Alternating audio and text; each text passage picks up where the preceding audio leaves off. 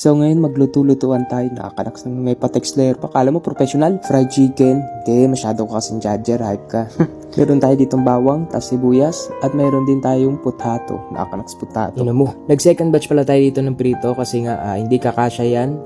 Kasi malit lang yung kawali natin. Pero okay lang yan dahil naniniwala ako sa kasabihang job your love. Kung di mo alam yan, try tayo ka na boss. Yung nakaiwalay pala dyan, yung isa ito yan. Tinuturo ko na yan. Piniprito ko yan talaga kasi gusto ko may prito. Okay, so, like pala. Last batch na to mga inutil. Isusunod na natin tong potato. Nax potato. Maaroma mga boss. Amoy ko na kagad yung french fries.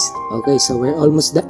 Lang yung pre, to ayaw makisama. Patapos na tayo dito mga pre. Natagalan lang kasi naglo-loading yung pinapanood kong tutorial. Aray mo. At bumalik na ulit yung internet kaya tinuloy ko na ulit yung pagluluto ko. Nakaready na lahat yan. Sibuyas, tas bawang. Tas lagyan natin 2 daon ng laurel. 2 lang dapat para 2 lang. Yan. So, importante yan guys.